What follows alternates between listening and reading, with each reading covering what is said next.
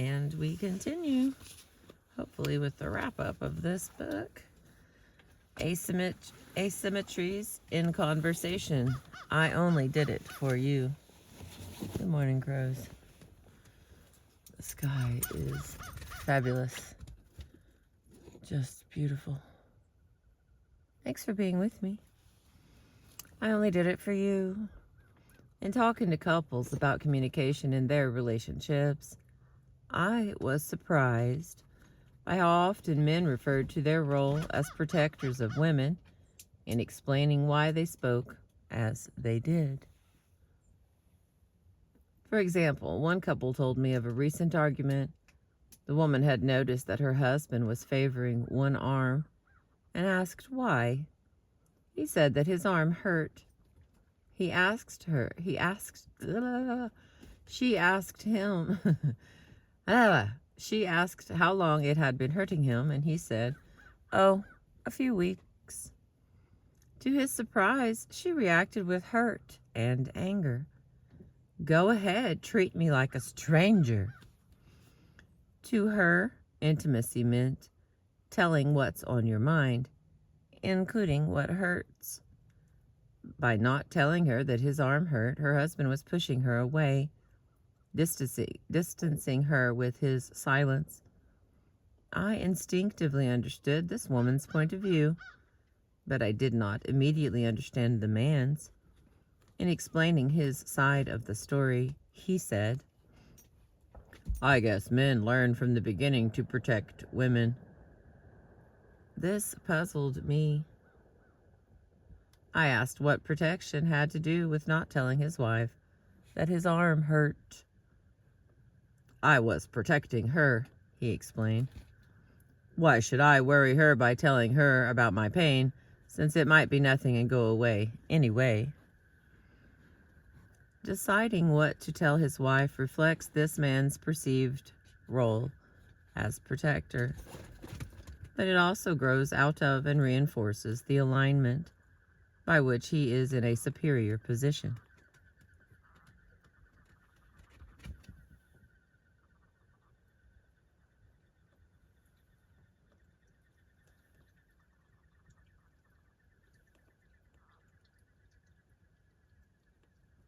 It's like an interesting sound I don't really recognize other than the dog drinking water.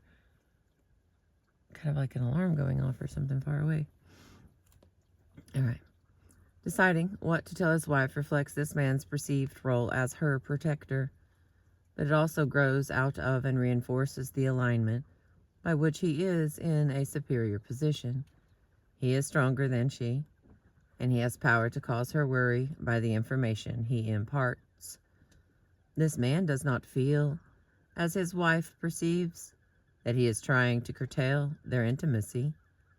Intimacy is simply not at issue for him. In her world, the imparting of personal information is the fundamental material of intimacy. So withholding such information deprives her of the closeness that is her lifeblood. Their different interpretations of the same information simply reflect their different preoccupations. They are tuned to different frequencies. It may be that this man was also protecting his autonomy, staving off his wife's excessive show of concern. But this was not the reason he offered in explaining his motives. In his explanatory system, his role as protector was primary. The same was true for another husband whose wife complained about a very different type of behavior. The wife, whom I will call Michelle, objected to the habit her husband Gary had of answering her questions by providing information other than what she had requested. Here are two typical exchanges that she recounted. Michelle and Gary. Michelle starts, "What time is the concert?" Gary, "You have to be ready by 7:30. Michelle, "How many people are coming to dinner?" Gary, "Don't worry, there'll be enough food." Michelle gets frustrated because she feels that by withholding information, Gary is holding tight to the reins of power in the relationship. But he maintains that he is watching out for her by getting to the real point of her questions. Both points of view are plausible. The cause of their different interpretations of the same conversation resides in the ambiguity inherent in protecting. He sees his attention to her concerns as protective. She sees that the protective stance frames him as one up in competence and control. Another man reported similar conversation with his wife. In this case, however, the roles are reversed. It is the wife, Valerie, who gives what she thinks is the relevant information rather than answering the question asked. And it is the husband, Ned, who objects to her doing so. Here are two examples of their dialogues. Ned: "Are you leaving now?" Valerie: "You can take a nap if you want." Ned: "Are you just about finished?" Valerie: "Do you want to have supper now?" In defending herself against Ned's complaints, Valerie gives an explanation very different from the one given by the husband in the previous example. She says that she is anticipating Ned's desires and concerns. This man and woman give different explanations for behaving in the same way. They truly seem to think of themselves as doing the same thing for different reasons. Being the protector is central to him. Being helpful is central to her. If women and men sometimes have or give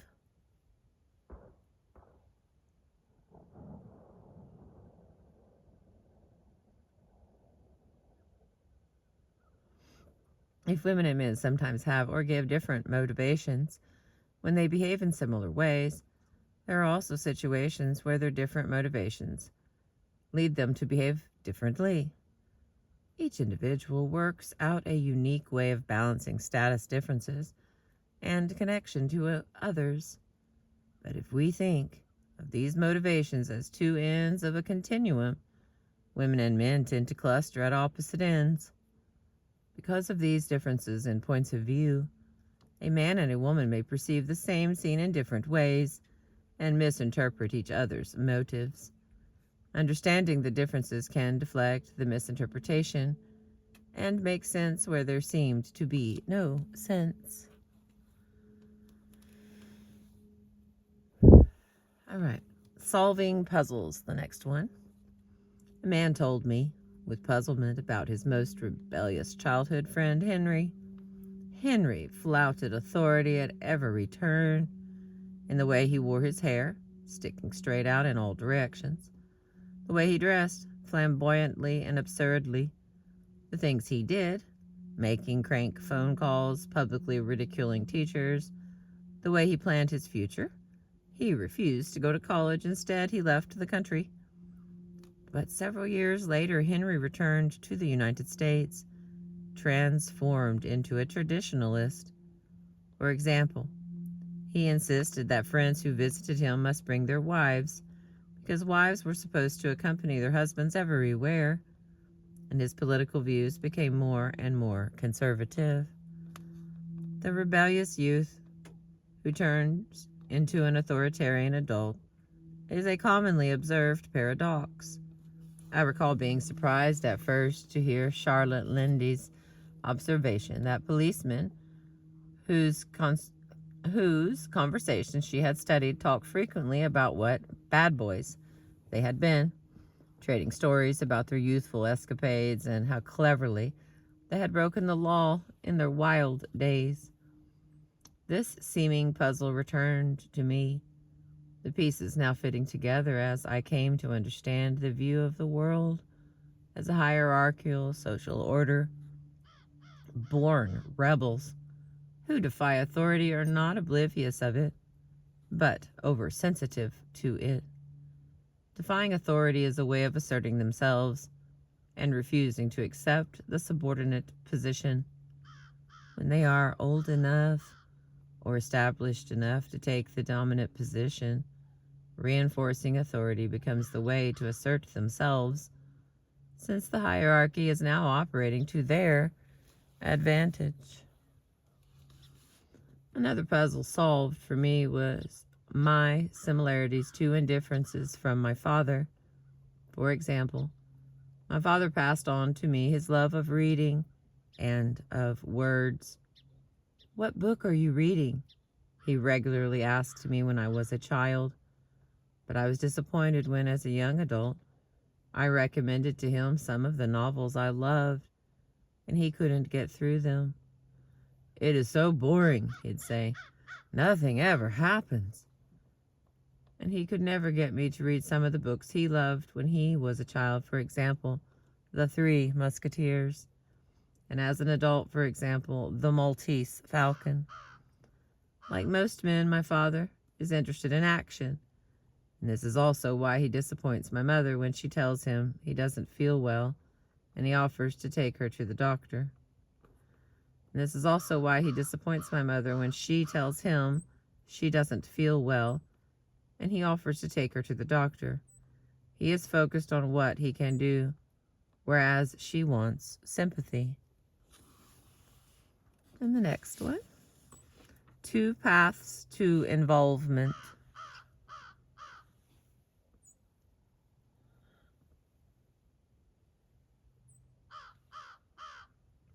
Offering sympathy and offering to do something can be different ways of achieving the same goal.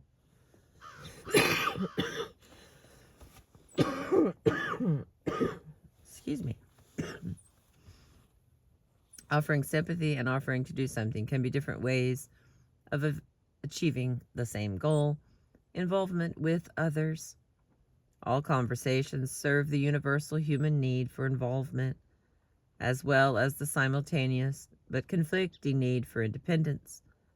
And just as women and men often have contrasting senses of intimacy, so also do they often have contrasting senses of independence.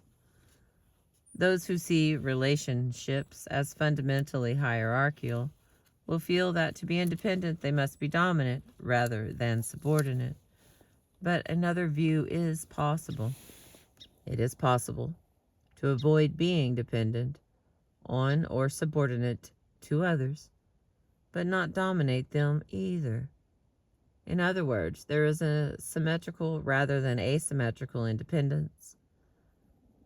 That these two views reflect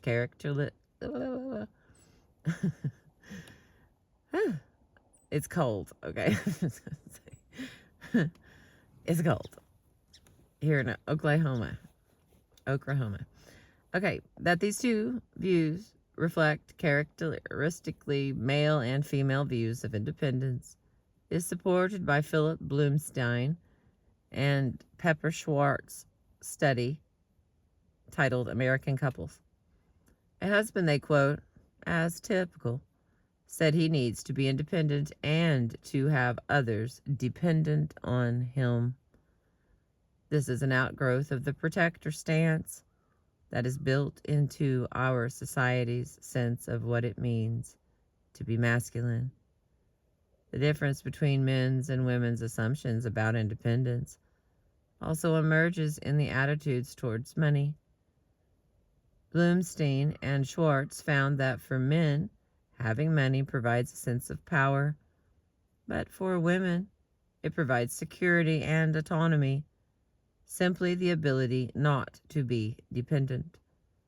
An intriguing result of their comparison of heterosexual and homosexual couples is that only among lesbian couples did earning more money not establish a partner as relatively more powerful in the relationship. Lesbians, they found, use money to avoid dependence but not to dominate. And only among gay male couples did one partner feel more successful if the other partner's income was lower. All right, the next one. We only have 7 pages left. That's by the numbers in the book. No fancy math.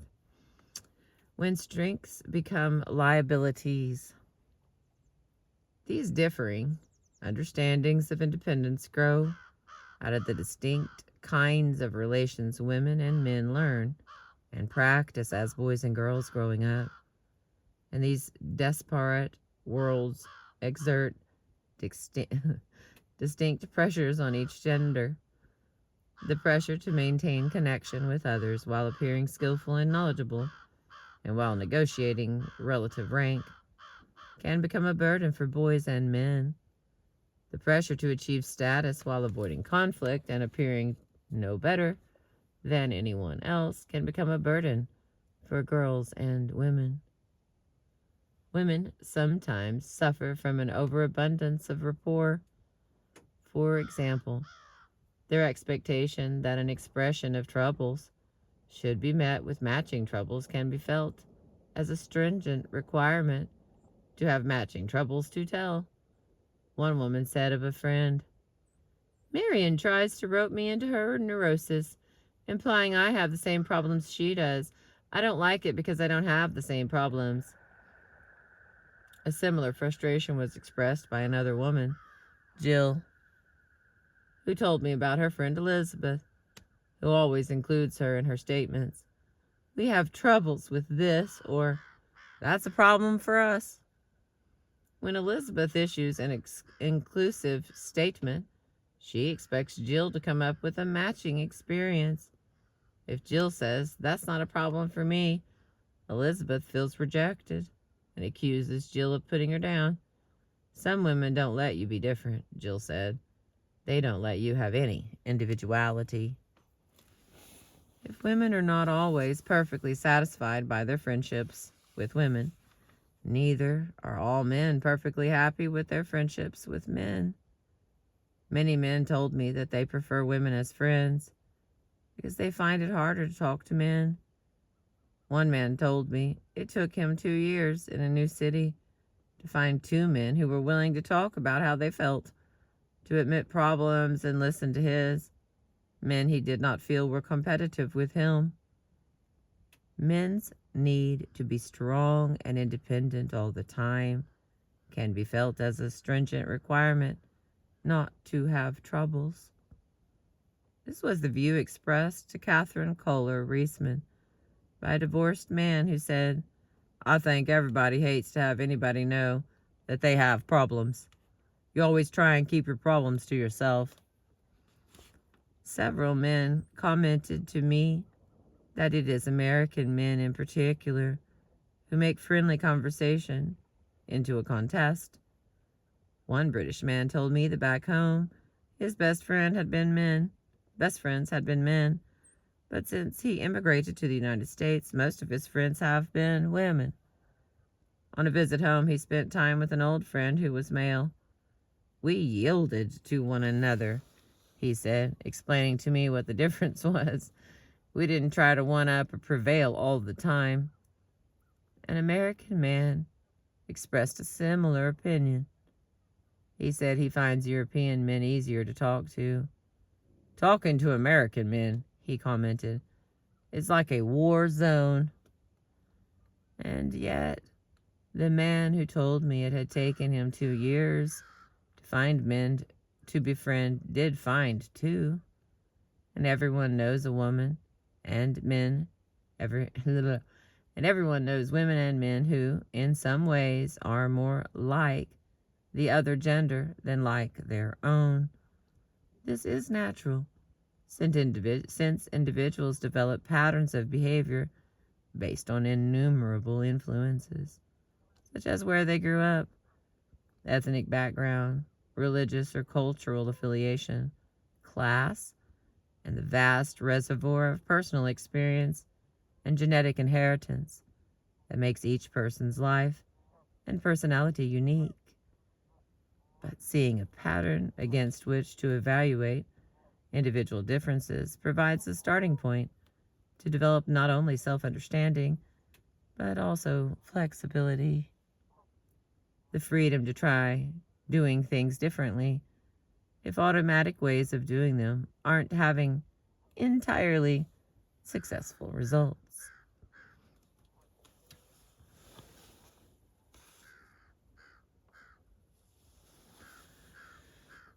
The sun's coming. Whew, it's cold. Both women and men could benefit from learning each other's styles. Many women could learn from men to accept some conflict and deference without seeing it as a threat to intimacy. And many men could learn from women to accept interdependence without seeing it as a threat to their freedom. Women's inclination to preserve intimacy by avoiding conflict also explains the initially surprising findings of Bloomstein and Schwartz that women want more time away from their partners than men do. I think there are two reasons for this. First, many women have a kind of communication with their women friends that they don't have with their partners, and that is not possible if their partners are present. Second, when women are with partners, they make more adjustments and accommodations, buying harmony at the cost of their own preferences. Therefore, being with partners is more of a strain on them than it is on men, who are less inclined to accommodate. If accommodating automatically is a strain, so is automatically resisting others' will. Sometimes it is more effective to take the footing of an ally. The best style is a flexible one. The freest person is the one who can choose which strategies to use, not the one who must slavishly replay the same script over and over, as we all tend to do. There is nothing inherently wrong with automatic behavior. If we did not do most things automatically, it would take massive concentration and energy to do anything. But by becoming aware of our ways of talking and how effective they are, we can override our automatic impulses and adapt our habitual styles when they are not serving us well. And the next one, it all depends. In trying to develop such awareness of ways of talking, people often ask me what a particular expression or conversational habit really means. I always answer that no phrase or device has only one meaning. Like the practice of overlapping, beginning to talk when someone else is already speaking. What looks on the surface like the same way of talking can have varied meanings and effects. A listener may talk along with a speaker to provide support or to change the topic. Even changing the topic can have a range of meanings. It can show lack of interest. It can be an attempt to dominate the conversation, or it can be a kind of mutual revelation device, matching the speaker's experience with the listener's.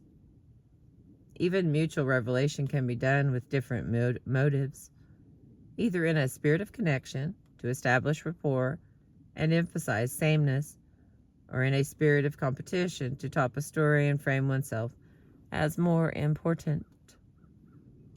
Evidence that the same behavior can have very different meanings emerges in an article by Lee Cronk, comparing gift-giving in different cultures.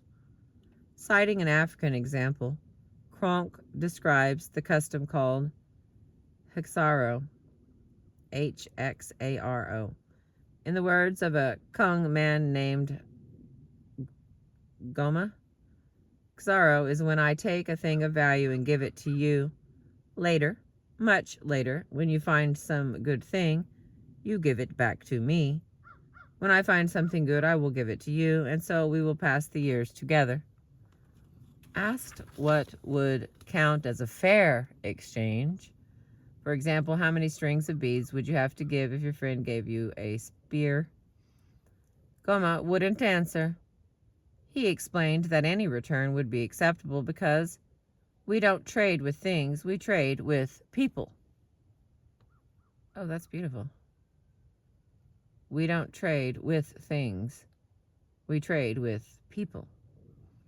In contrast, a New Guinea society has a custom called mocha, by which gifts are given to gain prestige and shame rivals. One legendary mocha gift given in the 1970s included several hundred pigs, some cows, and wild birds, a truck, a motorbike, and thousands of dollars in cash.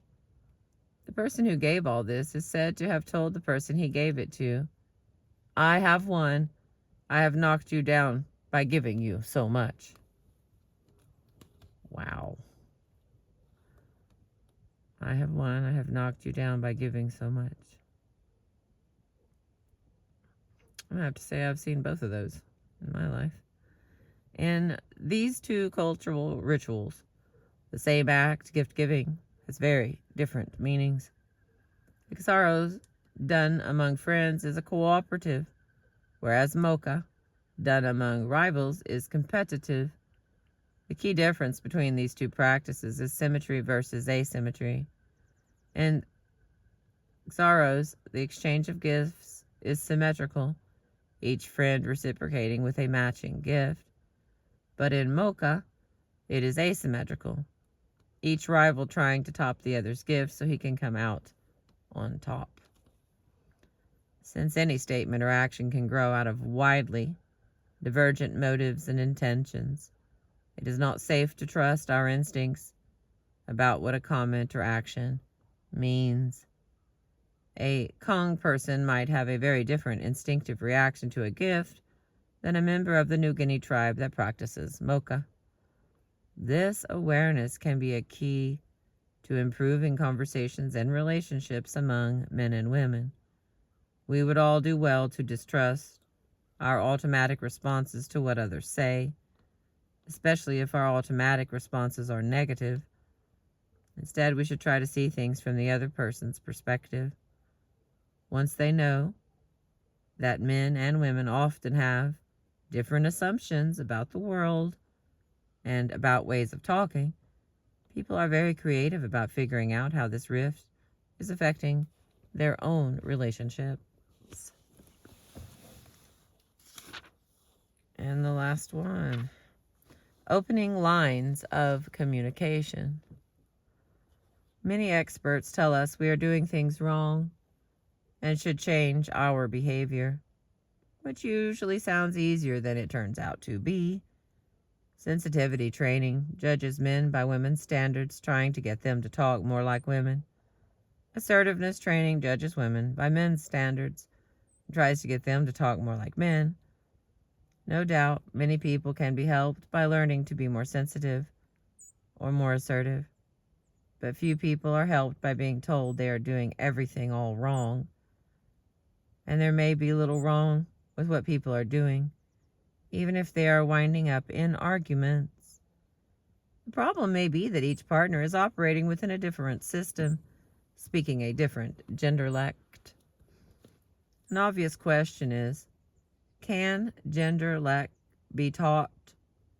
Can people change their conversational styles? If they want to, yes, they can, to an extent.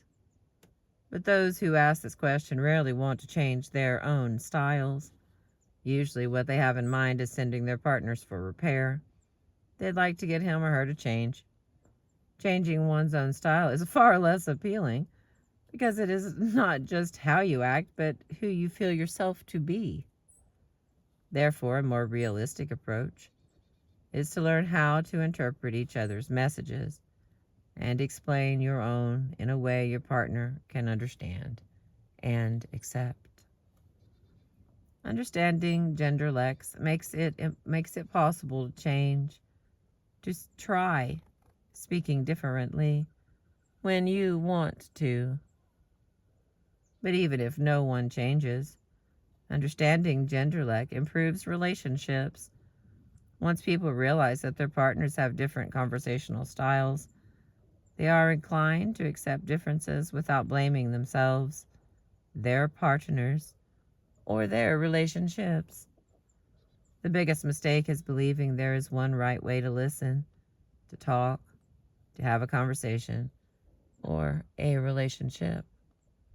Nothing hurts more than being told your intentions are bad when you know they are good, or being told you are doing something wrong when you know you're just doing it your way.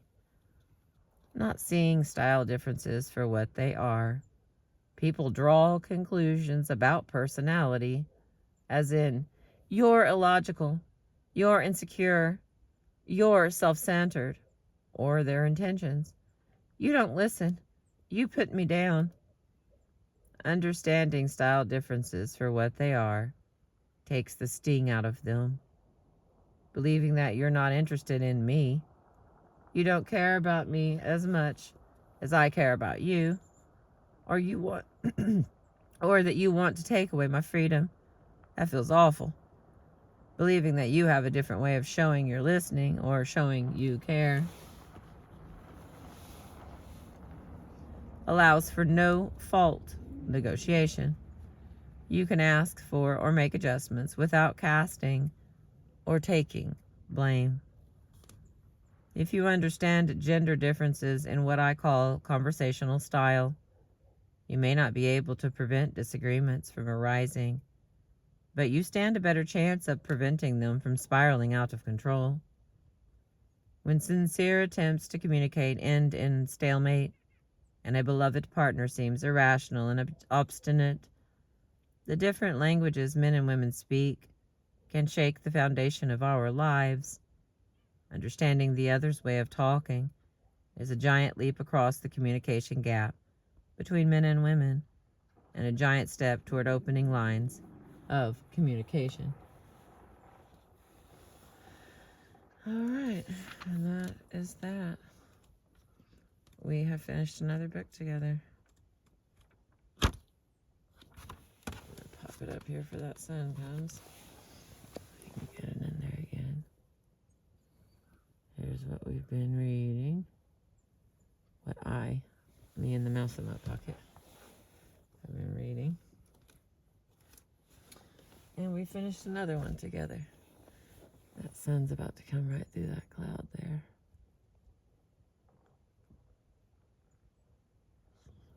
It's so beautiful with the way that that's all, that cloud's running. Sometimes I can pretend it's like mountains covered with snow. You're free to pretend whatever you want with my videos. I like to pretend I'm somewhere else a lot. Like on a mountaintop or at a beach. Even though it's, I don't know, it's turned the car back on. –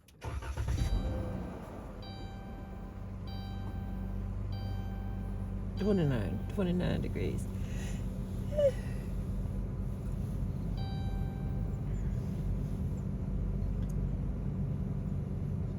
Thank you for being with me. I appreciate you.